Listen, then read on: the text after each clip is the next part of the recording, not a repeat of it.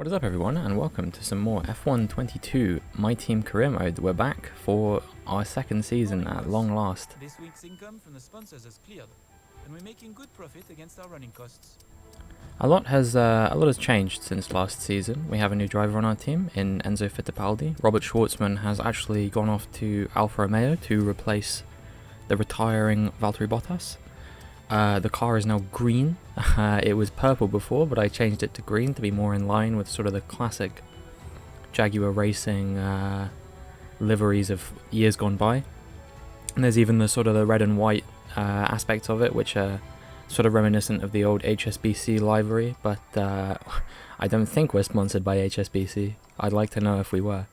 We're going to be doing a lot of facility upgrades with the cash that we earned from last season, from a couple of things. First of all, hitting that sponsor target due to a couple of inspired points finishes from myself towards the end of the season. And second of all, we actually scored so many points that we went from 11th in the championship to 9th in the championship in the final race of the season. So that meant we got a bonus cash injection into our team as well, which we can now use to upgrade our facilities, and as a result, hopefully make the car faster, quicker than we would have done otherwise. As for our goal this season, you can see there, earn 25 Constructors' Championships points in a season.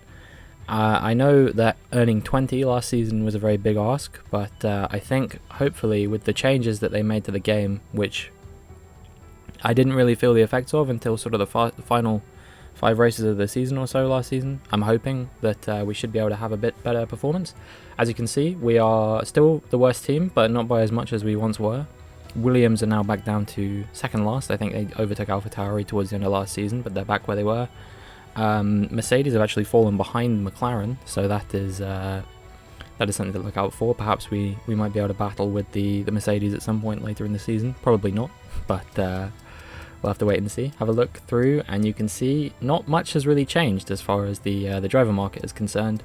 Literally the only thing that has happened is that Valtteri Bottas has been replaced by Robert Schwartzman following his retirement. But yeah, Lundgaard is still a free agent after he rejected our attempts to re-sign him for the second half of last season. And yeah, as you can see, we have Enzo Fittipaldi on our team. So that's pretty much everything that we've got to go through before we get into the next the first race of the season, I should say, which is Bahrain once again. I've taken out a couple races of this season, and I'm hoping that they will prove to be a good decision. I've taken out 2 which I think are not particularly popular ones, and obviously replaced them with China and Portugal, because we started the season just after they introduced the update that meant you could add those races into career mode, which is helpful. I think the races are replaced. I did it a little while ago. I did it when I finished season 1, so that was a few weeks ago now. But I believe it was Imola and France that made way for China and Portugal, and you can see there. I think that was the case. You may have to pause there. I don't have that luxury because I watch these back in real time, but yeah, you can go back and see which races are missing. So we asked to choose our rival, and we obviously go with Fernando Alonso because I think Alpine are currently the worst of those cars. I think one of the options there was Perez, which is a big no-no. But yeah, we'll have to wait and see whether we can take the fight to Alonso over the course of the first 7 or 8 races of the season. But yeah, that's pretty much everything. We've done all our department events that we can.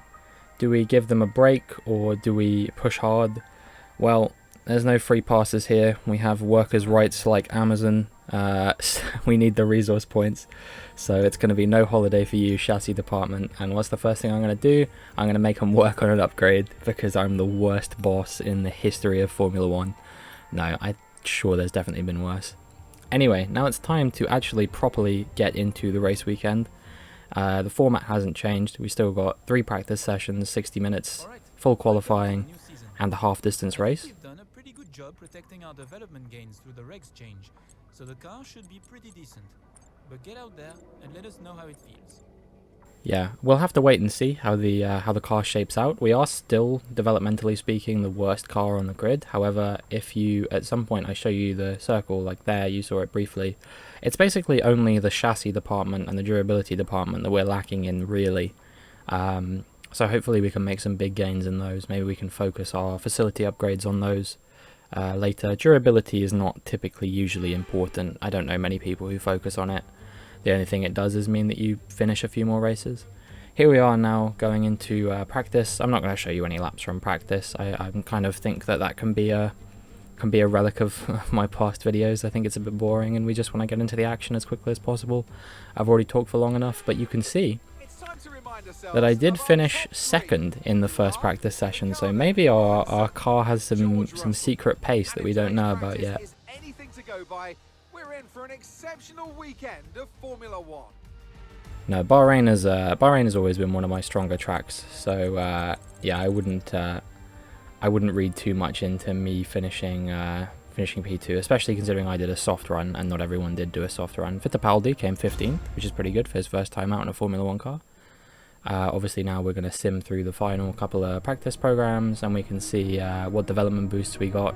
Decided to keep this bit in for this season because I figure it's only quick, and I mean, I care about what development boosts I get, and you can see the evidence of them as well. I've decided this season I'm not going to be doing any of the Pirelli hot laps because they're really boring, but yeah, we'll still be doing practice sessions as normal because I do quite enjoy doing those. We got another chassis upgrade we're going to try and put on the car, which should come on somewhere between Australia and China, and that's, I think, more we can afford for now. So yeah, without further ado, it is time to get into our first qualifying session of the season, and we'll see how we do out in the new car. I think the qualifying target in the qualifying practice program was 19th, so hopefully I can beat that, but we'll see where we shake out in the end. So here we are at the end of our first flying lap. I actually went on the medium tyres because there's a weird thing with the tyre allocations at the moment where for some reason they give you 3 sets of softs over the whole course of qualifying and then a set of mediums and a set of hards, and the set of hards are completely useless. But I didn't want to do my banker lap on a set of softs and then have to use 2 sets of softs in Q1. So I did my banker on a set of mediums, and then I'm hoping to improve on that significantly, because as you can see we're currently in P20. I actually did go a little bit earlier, so when I cross the line the session won't be over, and maybe that will prove to be my undoing, but we'll see. We're going pretty fast so far on this lap, already 2/10 up as we come around the 4th corner. And yeah, the car, compared to last season, it actually feels a little bit better, but I'm always reluctant to say, oh yeah, it definitely feels better after just one race, because it could just be sort of like a setup difference. Like my setups towards the end of last season were pretty outdated. I didn't have a chance to update them before I recorded the videos, so a lot of them were for the previous 1.05 patch, I think it was, and I'm still needing to sort of modernize some of my later race setups, but all my early season setups are like targeted for those particular races, if that makes sense, like and for this particular patch as well. So yeah, I was reluctant to say whether the reason the car was feeling good was because of upgrades or whether it was because of just an improvement to the setup. We are going significantly faster than we did in the mediums though, improved by 1.3 seconds. It's good enough to get us to 12th, and now all we can do is hope that the other drivers don't improve so much. And I mean, it's not looking good. As we scroll down, it's actually P22, not by much. If we'd have improved by another 10th, we would have been 19th, which is where the target was. We were 4/10 off making it into Q2. But yeah, generally speaking, that was pretty disappointing, all things considered. You know, we were hoping to get into Q2 at least. I would have thought. You know, Bahrain is typically one of my stronger tracks, so I would have liked to have done that. But what can you do? You know, it's not the end of the world. We just need to regroup and push hard in the race now. That's pretty much all we can do. So yeah, Alonso in our rivalry gets the better of me first occasion, but you know, there's still going to be plenty of opportunities for us to do what we can in the race and in future races. You know, we got Jeddah coming next, which is one of my strongest tracks in the whole game, probably my strongest at the moment, I would say. But anyway, let's get into the race. Testing, no more practice. This is the real deal, and it's make or break here at round 1 of this year's Formula One World Championship. We'll be racing around 3.36 miles of the magnificent Bahrain International Circuit today. Keep an eye out for drivers locking the front left down into the tricky braking zone of turn 10. Before we begin, let's take a quick look at the grid lineup for today's race. It's Sergio Perez on pole today, with Charles Leclerc alongside. As we continue through the rest of the grid today, we have Verstappen, Sainz, Lando Norris and Russell, Hamilton, Fernando Alonso, Ricciardo and Esteban Ocon, Magnussen, Gasly, Alex Albon and Joe, Vettel, Tsunoda, Mick Schumacher and Lance Stroll, Latifi, Fittipaldi, Robinson and Robert Schwartzman. It's almost time for those 5 red lights to go out then. Let's see who can prevail today. A new season then, a clean slate where anything could happen. Anthony Davidson is with me today as once again we get another year of Formula One underway. We're into those tense few minutes before the first race then. Everyone's a little bit nervous about reliability. They haven't been running in the hot, turbulent wake of other cars in practice. They've not been pushing at 100% for long durations. Let's hope no one has to deal with any nasty surprises. So I'm not going to question it too hard, but somehow it seems that Schwartzman managed to get a penalty before we've even done a race this season. So we move up to P21 before we start the race. We're actually going to start on a set of softs where most people around us are starting on mediums. It's going to be a split strategy race, some medium runners, some soft runners. We'll see what strategy prevails. But yeah, it does mean that we're going to be making a rather early stop onto hard compound tyres, sort of around lap 8, somewhere around there.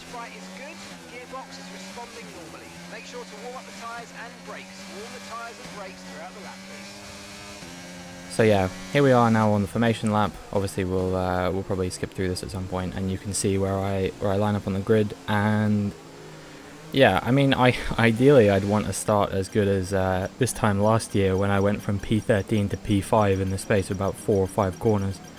I don't think that's going to happen this time, although we are doing what we did last time and starting on softs when a lot of people around us are starting on mediums, so maybe. And the lights go out, and here we go. So we do get a pretty good start compared to the medium compound runners around us. We're already ahead of Fittipaldi and Latifi as we come off the line. We've got some soft compound runners ahead of us. We actually have to go up the inside, otherwise we were going to go into the back of Schumacher there. Latifi goes for an interesting move up the inside of the corner, and it actually makes it work, because I think he went from about P19 to P16 there. But we are going to challenge him up the hill into turn 4 and go around the outside. Try to go around the outside of Vettel as well, but we maybe take the corner a bit too deep there, but that's okay. And yeah, that was pretty good, all things considered, to start off with. Maybe we'll size up a move down into the hairpin here, the sort of downhill hairpin. I think that's turn 6 or 7, I'm not sure. Doesn't quite work out for us because Vettel has the run on us, but we are going to keep the move going into turn 10. I guess that must be turn 8, the hairpin then. I don't know the corner numbers here, but once again he has the superior run on us. I don't know where he's getting that kind of traction from. I don't know where Latifi's getting this kind of traction from either, but maybe we just didn't do a good enough job warming the tyres on the formation lap or something, or maybe the setup we're running doesn't enable us to get good traction exits from corners. I don't know. I don't really know how essential it is, but obviously I know that they did fix the traction thing that plagued us for most of last season. Hopefully there won't be too many P20 and P21 races, finishes I should say, in this season. So now we switch to replay cam, and we'll have a look at us attempting a move on Vettel here. Are we going to dummy him to the outside and then switch to the inside last second? Do we pull off the move? Oh, I think we're going to, yeah, we're going to keep going wheel to wheel. Go around the outside as we head through turn 2 and 3. And then, yeah, we're ahead of him as we go on the run up the hill to turn 4. Is he going to try and size up and move back on me? Thinks better of it. So, yeah, we just about managed to hold on to P15 now. And in just over a lap, we've managed to make up 6 places. So that's a pretty decent start. It's not quite 8 places in 4 corners. We do go for a move on Albon here, down into the hairpin of what I guess must be turn 8. And that's pretty good. And now we're in P14 and looking to challenge Stroll and the Aston Martin ahead. We got still a good number of cars to go before we can even consider a points finish. But you know, we seem to have good pace in the race. I was a bit worried with qualifying that things weren't going to be particularly smooth sailing for us, but they seem to have shaken out all right if we're this sort of racy. Already. We have to remember that we are on the soft compound, whereas all the people around us are on the medium compound. But one thing I've found, it's a lot easier to keep a position in this game than it is to gain one. So the more we can gain when we're on a different set of tyres, I think everyone will be switching to hards. I can't imagine anyone here is doing a 2-stop, and even if they are, I don't think that's going to affect me much. So it's basically just every position I can gain now is going to help me later on in the race. As we go around the outside of Stroll, someone took damage there. I'm not quite sure who it was. But, yeah, someone ahead of us took damage. I thought Stroll was going to go into Ricciardo for a second there, but we do manage to take the position off of him. And that puts us up into P13. If someone's got damage ahead of us, they could potentially be pitting. And that would bring us into the fight for P12 and maybe even P11.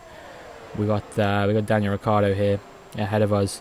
Are we going to go for our signature move down to the hairpin? 3rd time's the charm. Oh, that was absolutely inch perfect. That was like doing a Daniel Ricciardo-esque move to Daniel Ricciardo. So yeah, that's pretty nice. And that moves us up into, I believe, P12 now, and we're looking at Pierre Gasly for potential P11, and then we'll only be one position away from a points position.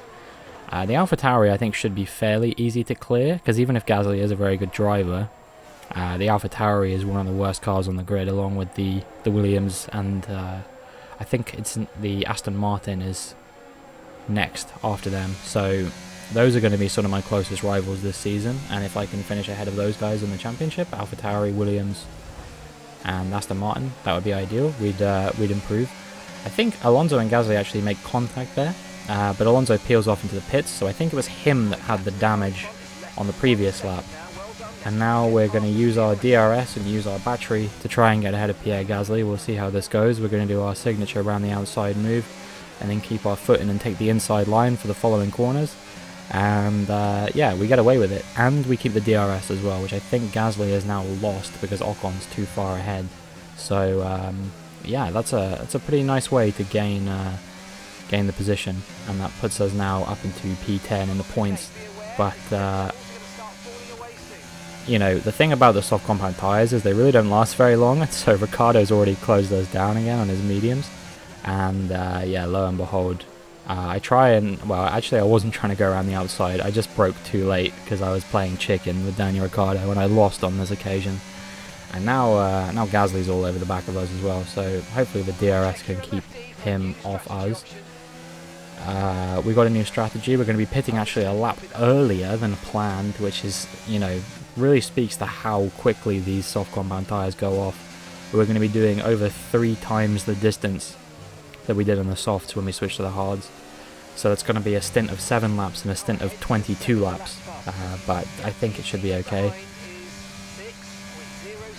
There's a bit of a battle brewing between Ocon and Ricciardo. This invites me back into the fight, and maybe I might just be able to reclaim a points position here. They're only a few tenths ahead now. I think Ricciardo with the DRS is probably going to try and send up another move on the inside of Ocon. He does, and he actually forces Ocon out wide a little bit, which is going to enable me to get back involved in the fight. And as we go through this section of corners, I pull off what can only be described as a George Russell-esque overtake. I think he did something similar in that position in the the Sakir outer circuit race in 2020 when he was subbing in for Hamilton. So yeah, that puts us up into P10, and now we're kind of on our own a little bit. Ocon doesn't have the DRS to us, we don't have the DRS to Ricardo, and yeah, we're just kind of chilling out here. We're in the points, which is good because we need some of those. And there was a yellow flag. Maybe it's a spin, maybe it's a DNF. I guess we'll find out what is going on with that shortly. It's Albon. He's out of the race, and he is the first casualty of the 2023 season, I guess this would be. So yeah, unfortunate for him, but we still have to come into the pits. No safety car. If there's no safety car called immediately, one probably won't get called. Only difference is maybe if there's a VSC, it might get upgraded. But yeah, we can take the risk to go into the pits, knowing full well that there's not going to be a safety car called. We get a very good stop, as we usually do when the pit crew don't screw us over. And we come out ahead of Alonso, who's already pitted, so that's pretty good. I guess he did have to do a front wing change though, and he's pretty close. He's also on mediums, and we're on hards, so I think he might still close us down, especially because they're cold. We're now going to see what happened with Albon. No smoke pouring out of his car. Suggests that might have been gearbox actually, which is good. Although I can't remember what engine we're running with this time around. I think it may be Red Bull or it may be Renault, I'm not sure. There goes Alonso, as predicted. We just didn't have the heat in our tyres, and he did have the heat in his tyres, and also the faster car, and also the faster tyres. So yeah, pretty much everything was sort of leaning in his favour in this scenario. But that's okay, you know, we hopefully might be able to come back at him. I think he's going to have to pit again, because I think he started on mediums, and there's no way he can take a set of mediums to the end anyway. Cars ahead are starting to come into the pits. You can see Gasly there. Ideally, we want to come out ahead of him, so I guess we'll see what's going to happen with that as we come through. Alonso actually sets the fastest lap of the race. That's when you know that he's hauling ass. We do come out ahead of Gasly, but not by a lot. It's only about a second or so, and when he gets some heat in those tyres, I think he's going to be right back on me. So whilst his tyres are cold, we just need to kind of push as hard as we can and clear him. We jump forward quite a lot through a period where nothing really happened, and find ourselves on lap 19. And you can see that Gasly still hasn't overtaken me, but he is a lot closer. Actually sends for a move through the last few corners. Doesn't quite work on this occasion, but I think he will get the DRS, so I wouldn't be surprised if he shapes up a move going into the first corner after the end of this DRS straight. We're burning our battery, but eventually I just kind of give out and I say, okay, you can have it, you know, I'll fight you back at a later time. He says, no, please, take what you want. He gives me the DRS and then is kind enough to lock up into the first corner, meaning that, yeah, for now we actually hold on to P10, which is nice, and yeah, hopefully we can sort of battle him back if he comes at us again, and maybe hold on to this final points paying position. But it really is quite up in the air, and we'll have to see what he does. I don't know if he's messed up his tyres a little bit, because you can see he's kind of falling away a little bit. But with the DRS, with the battery, with a slightly faster car, and me making mistakes like that, going too deep into turn 10, it's likely that he's gonna start coming back at me. You can see he's actually looking potentially coming back at me into turn 11, but thinks better of it. Max Verstappen sets the fastest lap of the race. I don't think he's in first at the moment. I think it's Sergio Perez, but I'm not 100% sure at the moment. Check the tyre life, and that's still pretty okay. I think we should be able to get to the end of the race on this compound. We've done 12 laps and we're at 36, so we probably won't go over 75. But we'll have to wait and see what happens with that. And yeah, just keep burning the battery. There's a yellow flag and a safety car. But no one's out, I don't think. There's not been any DNFs. Perez has dropped to 9th from, I believe, the lead of the race. So let's take a look and see what happened with him in just a second. And perhaps we can shed some light. So here he is leading the race in the number 11 car. And then he comes around the first corner and just absolutely bins it. I guess he takes it too tight around the corner or something, but it's not even like he was under pressure or anything like that. It was just a completely unforced error on his behalf.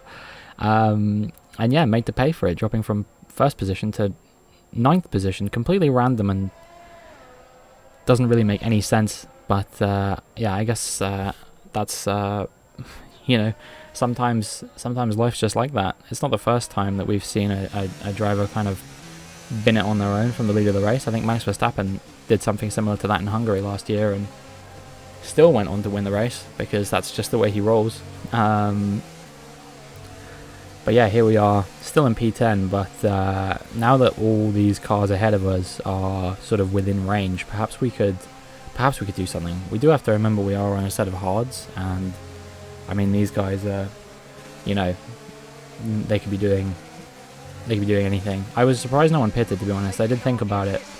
I think we're all on sort of similar aged tyres. I think the person whose race that's really screwed over, unfortunately, is Fernando Alonso's. But he was kind of already screwed after that damage. So we're going to have to try and just do what we can to sort of battle as many guys as we can, see if we can make up a lot of positions. And yeah, here we go. The light goes green, and we're racing once again. Already I'm pretty much side by side with Perez. I think I'm burning all of my battery through here, trying to get ahead of him. And I switch to the outside last minute. I actually have to kind of take evasive action, but I do manage to just about make the corner and sweep around the outside of, I believe that was Ricciardo, Hamilton, and Perez. And that moves me up now into P7. And then Magnussen defends really aggressively to the inside, which allows me to take my my preferred outside line. And I go around him and Russell, and that gives me P5. So once again, towards the end of the race, a late race safety car has allowed me to come from the jaws of barely being in the points, and suddenly find myself in P5. I don't know what it is, but I seem to really enjoy P5 because this is now the third time I've been there, and if I finish here, it'll be the third time I'll have finished here. Actually, I qualified P5 in Jeddah last year as well, I believe.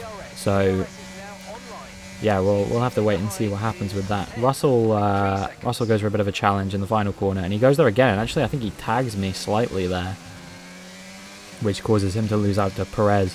I don't know if he was approaching the first corner with too much speed or what was going on there, but yeah, we do manage to just about hold on to the position, which is fortunate, because I would quite like to hold on to this. You know, 10 points would be a really big deal.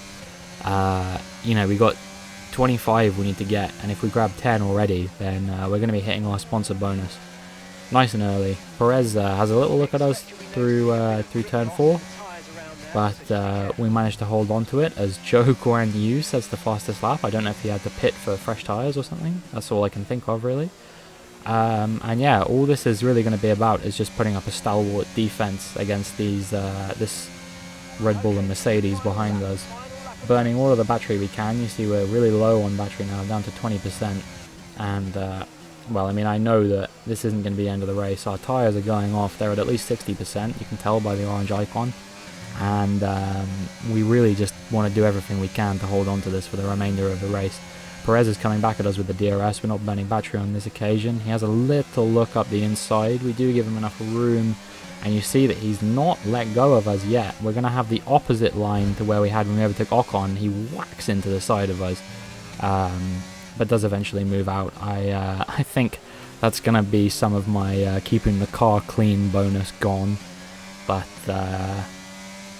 you know, it will be the same for Perez, and maybe he won't be able to challenge us. It doesn't look like that's caused him a significant amount of damage, because he's not falling away at perhaps the rate that you might expect him to be. But yeah, we'll have to wait and see. He is attacking me again into turn 11. Once again, we just managed to hold off his sort of battle against us. And yeah, the only other place now that he can get us into is into this final corner. Perhaps if we burn some battery down this this sort of back straight, as they call it, even though there's no DRS zone here, we can just about hold him off. You see, I've pretty much run out of battery at this point. I'm going to have to burn as much as I can. Max Verstappen inherits the win from his teammate's mistake, And yeah, we just about hold on to P5. Alright, race over. Take care of the car on the way in. So that was pretty good, right? Like that was the late game safety car kind of changing everything really. We do get driver of the day, which is nice, and yeah, Verstappen wins. To take the win for Red Bull today.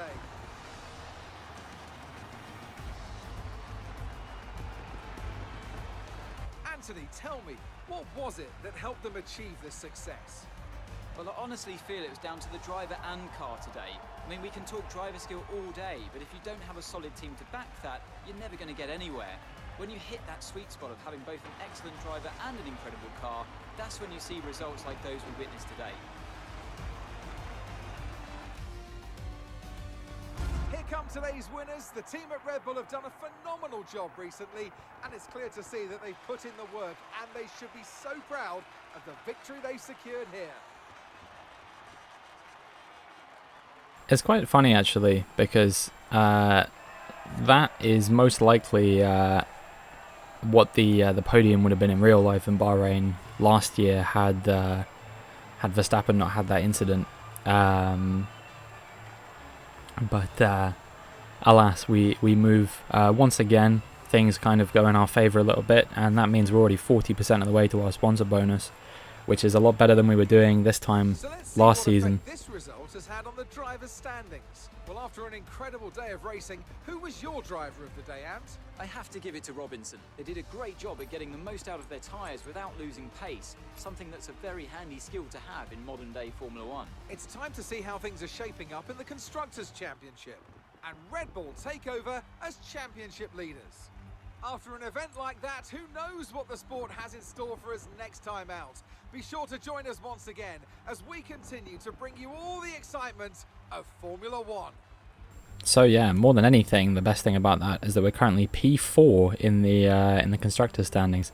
This was like after Bahrain 22 when Haas were, I think, P3 in the constructors standings after the first race because of Kevin Magnussen's awesome P5 that he managed to get. Actually, this wasn't too dissimilar to that when you think about it. A guy in what was once a backmarker team coming out of nowhere to kind of take P5 in the first race of the season. But yeah, not quite the same, because obviously I had a few P5s last season, even if most of the season we were in a backmarker car.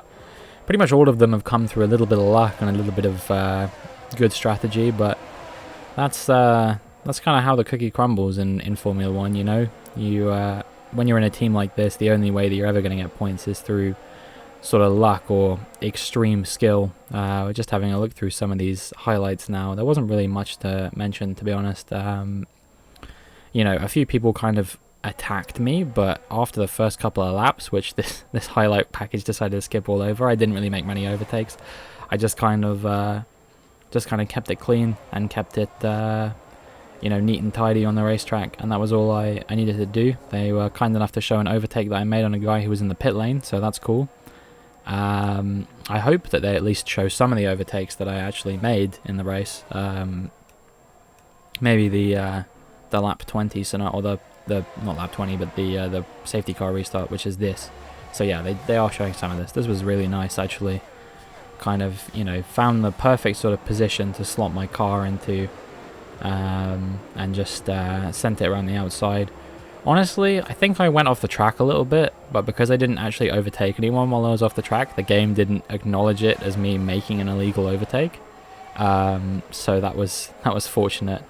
And you can see there, yeah, Magnussen once again defending to the inside, which kind of held up Russell a little bit, enabled me to make up a couple of places. I would have been happy with a P10 in this race. I would have definitely been happy with a P7. I'm pretty much ecstatic with a P5, actually. Because, yeah, like I said, we got Jeddah coming up next, and as long as we don't DNF in Jeddah, that's going to be a really big opportunity for me to grab some points. And if I can get, you know, maybe a P5 or a P6 or a P7 or something like that, then we're only going to need a couple more good races over the course of the season. You know, just a few P10s here and there. I mean, even after this, if we just get P10 in most races, that would be enough for us to hit the sponsor objective. So, yeah, I can't be upset with that at all. I think Enzo Fittipaldi ended up finishing like 20th. but that's fine, you know. It was his first race of the season. He is in the worst car on the grid. We'll cut him some slack and just try and upgrade our sort of facilities as far as our drivers are concerned to hopefully improve his skills, and maybe he can grab some points this season as well. Who knows? He does level up to level 6, which means he's going to be more expensive to re-sign later in the season, which is something I do want to do. I'd quite like to keep a driver on for a whole season for a change, rather than just half of one. But yeah, we reach all of our objectives for the race, which is nice because that doesn't always happen. I do get the damage deductions as I expected, and I think that's pretty much all we got time for on this occasion. Thank you very much everyone for tuning in, and hopefully we have a long and fruitful season 2, and I will see you in the next one.